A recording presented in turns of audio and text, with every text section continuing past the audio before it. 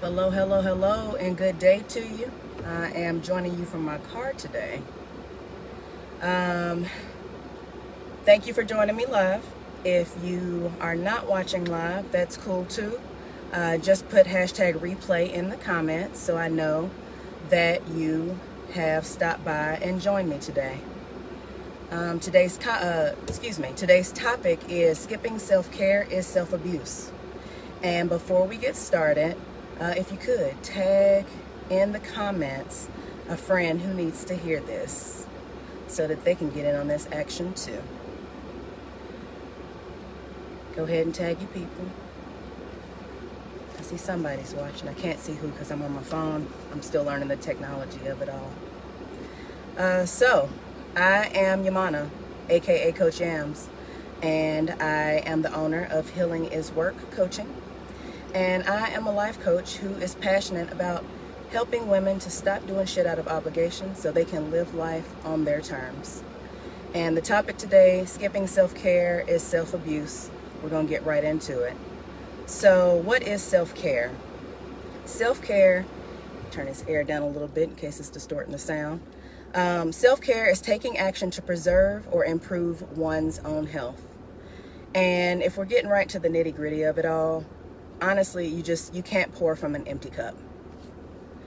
And so with a lack of a self-care practice, that is going to have an impact on your entire health, your mental, physical, spiritual, and emotional health.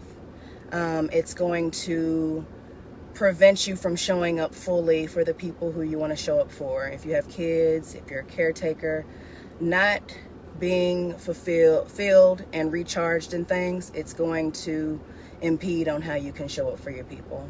It also, there's going to be low energy. You're going to have moods kind of all over the place. Sleep is not great. Digestion, literally everything can be impacted by the fact that you have no self-care practice, or it's enhanced if you do have a self-care practice. And so in my life, self-care, a lack of self-care looked like I would get 7 to 8 hours of sleep a night and still wake up tired. My diet was bad. I was eating my fillings, and that looked like too much sugar and processed food, which equaled me gaining weight. I've struggled with obesity all my life, and eating those things is not conducive to my health, but I did it anyway. And then I would go through the motions of my day-to-day life. So I didn't have the energy or the focus to be able to actually go after and try to reach my goals, because I was in survival mode. I was doing what I needed to do to get by, but the extra, I ain't have it in me. I said yes to things that I really wanted to say no to. I know that we've probably all been there. And when you say yes to things you don't really want to do, you're giving away your time and your energy in ways that's not conducive to what you need in your life. And I was too busy to recognize what my body needed. I didn't slow down enough to realize what I needed. And so I was irritable, I was angry, there was resentment, and I was unhappy with life. And I know that I'm not alone. And so if you have experienced any of this, put me in the comments.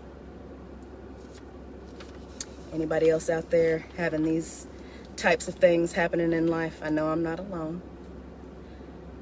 So what I'm going to do is challenge you to develop a self-care practice that works for you.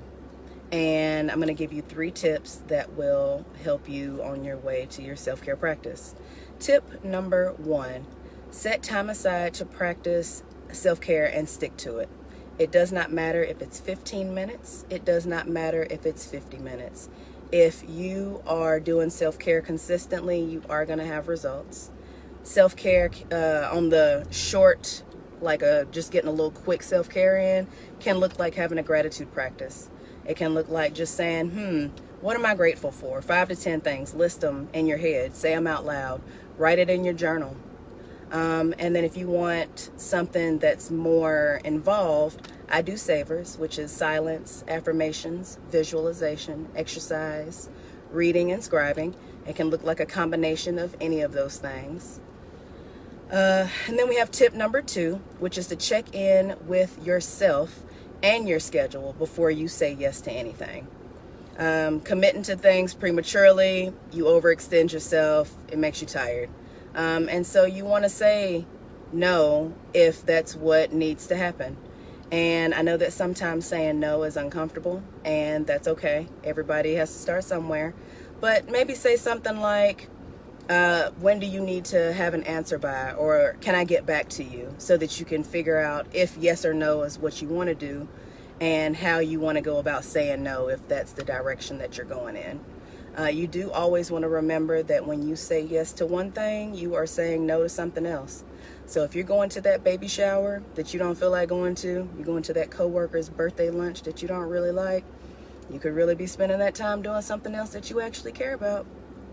You could be meal prepping, you could be taking a nap, you could be coloring. Hell, there's choices. And so tip number 3 is to do something you enjoy every day.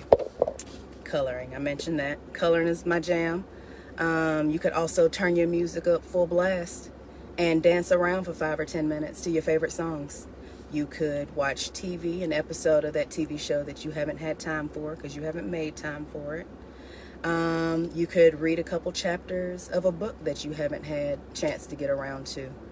Make time for the things that bring you joy, because life is worth enjoying.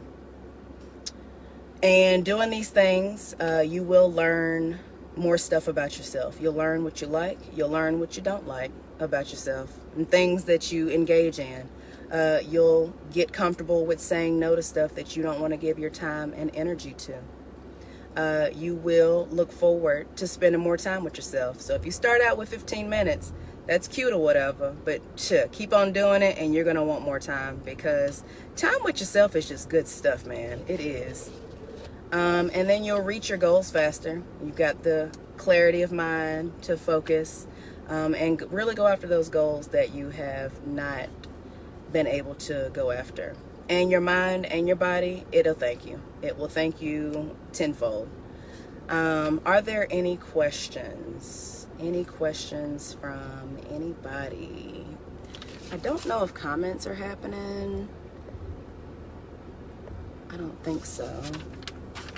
Any questions, thoughts?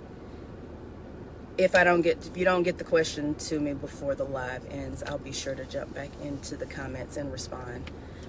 So if you need accountability to take better care of yourself, book a time to chat with me at chatwithyamz, YAMZ.com, so we can see if we're a good fit to work together.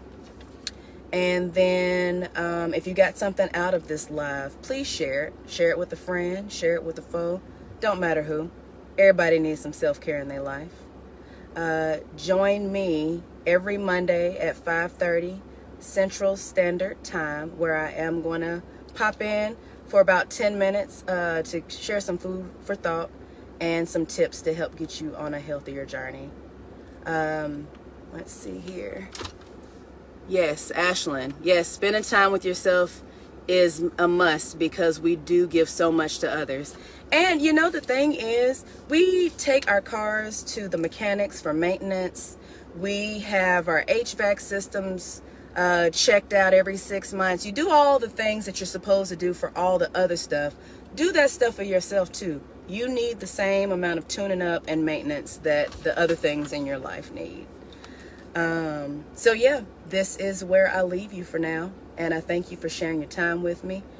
Come see me next Monday, and I'll see you next live. Thank you.